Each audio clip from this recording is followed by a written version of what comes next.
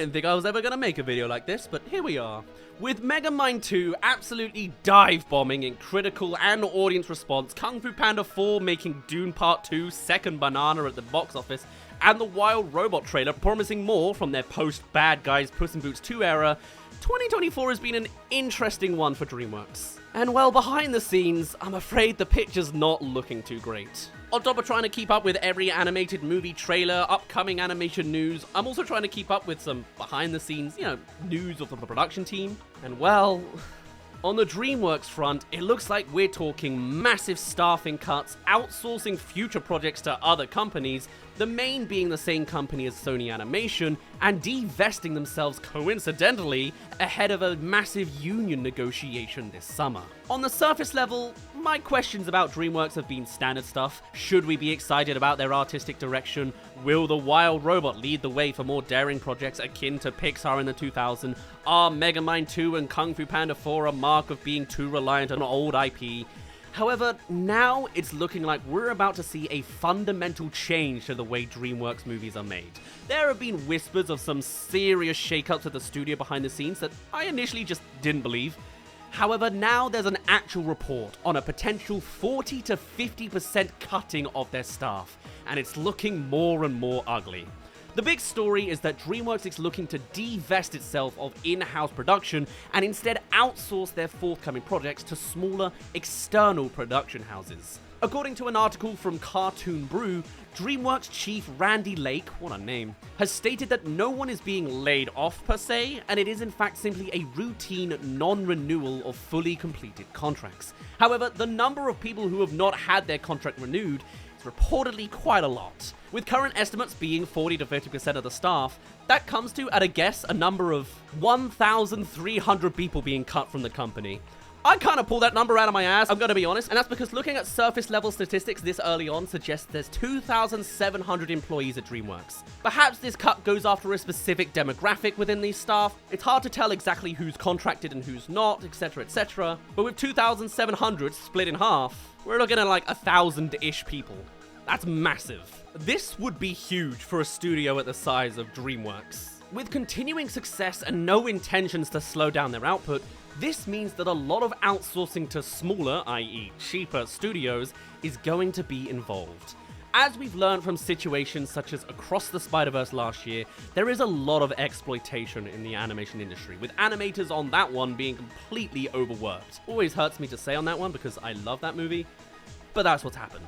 Outsourcing to another small production company could very well invite this exploitation, as it has done with visual effects houses. And it is basically accepted at this point that a lot of visual effects that you'll see in Marvel movies and whatnot involve outsourcing the work to tiny VFX houses, blackmailing them into doing it for the super low fee, creating an environment where the staff get overworked and the whole company gets pushed into instability and eventual bankruptcy. In other words, it is a mega exploitative practice and posed as a great opportunity for small companies to get a leg up.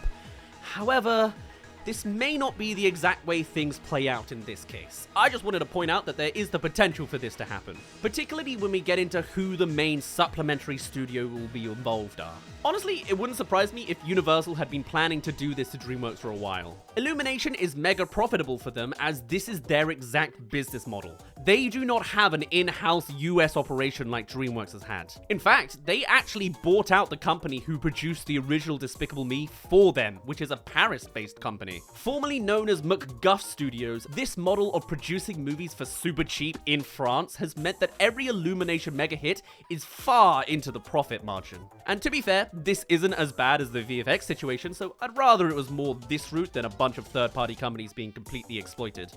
However, is it any wonder why Universal would want to gut out DreamWorks and do something similar? DreamWorks movies are successful, but they're probably a lot more expensive to produce than Illumination movies are. This isn't even the first instance of DreamWorks doing this. Before the Universal purchase in 2016, DreamWorks Animation were going through a lot of reorganization to steady themselves as a tenable business. Part of this strategy led to the Captain Underpants movie being outsourced to Micros Image in Canada and Technicolor Animation Productions in, you've guessed it, France. Is France just a massive tax haven for the animation industry? How did I not know this? Anyway, that is really interesting because at the time, I remember even thinking that Captain Underpants looked completely different to literally every other DreamWorks movie. Kind of disappointing really, as I just presumed they were a bit more experimental with that one.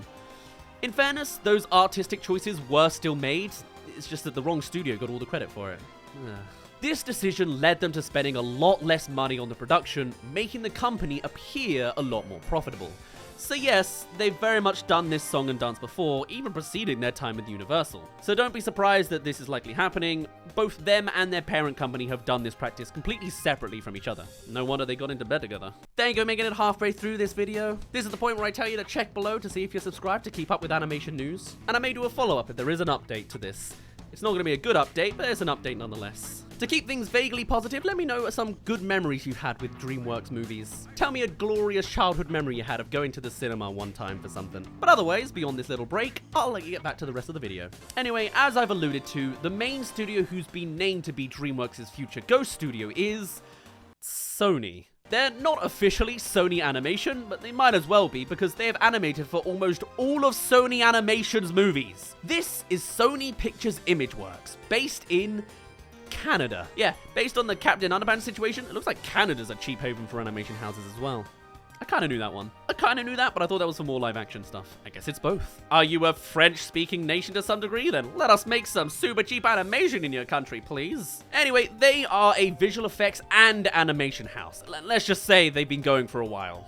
For one, they worked on the effects for Spider-Man 2, which was 20 years ago this summer. And yeah, if you look at Sony Animation's catalog, they're likely the main production house credited. To make things more depressing, they've also done a bunch of Netflix animation movies as well. In other words, we're going to have a situation where Sony, Netflix, and DreamWorks will all be filtering their movies through the same production house. And as a result of that, a lot of people who've been making DreamWorks movies we've loved, and some we definitely haven't, will be losing their jobs once their contracts have come to an end. I don't know, is this the beginning of the end for them? All this says to me is that paying animators a decent amount for their work isn't worth a corporation's time. This is also just ahead of talks with TAG, that's the Animation Guild. As we learned from the strikes last summer, these talks can go south, and it turns out that there's a lot of major studios that were resistant to move on. In the case of actors' strikes, even having rights for their likeness not to be stored as AI took an age to negotiate. So that just gives you an idea of how low these corporations want to go. This in mind, the timing of the staff cuts feels super gross. It means that they have a lot less to answer on the wages front. It seems a whole lot of their staff won't even be there anymore. Why should we even be surprised? The writing may as well have been on the wall the moment they got bought by Universal. Comcast, who owns Universal, is the second largest broadcasting corporation in the world, as well as the third largest internet provider in the United States. This is a massive, hollow organization made of skyscrapers and suits. They never bought DreamWorks for the studio, they bought it for the brand. It's the shop front they want, and not the shop.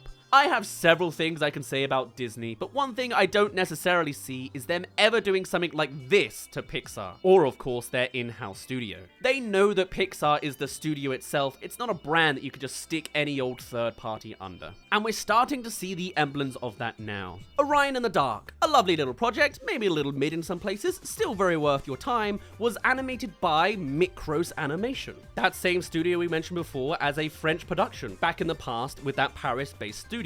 And then was distributed by Netflix, not even getting a theatrical release. Look over to Megamind, and that's the worst case scenario that is becoming a reality.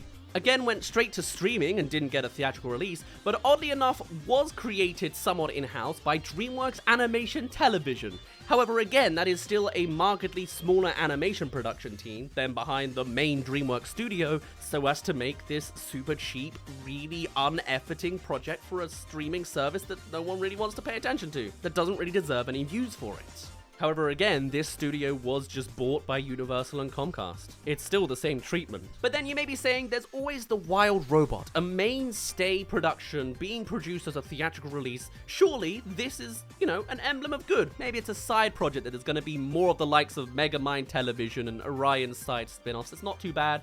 Wild Robot looks great. But actually, from murmurs going on Twitter during these early phases, it seems to be that this is the final project in this kind of mainline attitude. And though 2024 has been a very tumultuous year for DreamWorks, and despite having such amazing potential off of the likes of Puss in Boots and The Bad Guys, it could be that these final executive moves to maximize profits and minimize wages is going to be the death of what happens going forwards, creating projects that will likely make money, but will lose the charm and whim that puts DreamWorks really on the board for an animation rivalry. DreamWorks was kicked off as a genuine competitor to Pixar, and as far as distribution goes, it still will be, but behind the scenes, what will really be competing with Pixar? You know? Will it actually be DreamWorks as a studio, or will it be more like the scene in Nightmare Before Christmas where Oogie Boogie's revealed as a collection of tiny bugs being held inside of a bag? Really, it's the dark times for all kinds of things, and it's corporation execs doing their corporation thing. Off of the news of this, I might start breaking out of my comfort zone and doing more journalistic things. I could probably approach actual animators and get opinions. I'm just a scared, introverted boy, but I'll work on it and see if there's more of an update down the line. I certainly know it's gotten some other bigwigs' attentions. Regardless, there's the negative news. I'm sorry to be the messenger this time on all things DreamWorks behind the scenes. Turns out it's not teamwork that makes the dream work. Or I guess it is. They were unioning later, so they just came in before the unioning can begin. Oh, great. For now, I'm going to end it off there. My name's been Daz. Thank you for reaching to the very end of this video. I want to say tell me your thoughts about this news, but I assume it's all the same as everything else. So tell me your best memories of DreamWorks. Let's glorify the olden days of a good old time you had in the past. Keep a vague idea of positivity. Maybe make it bittersweet. But I will see you in a little bit.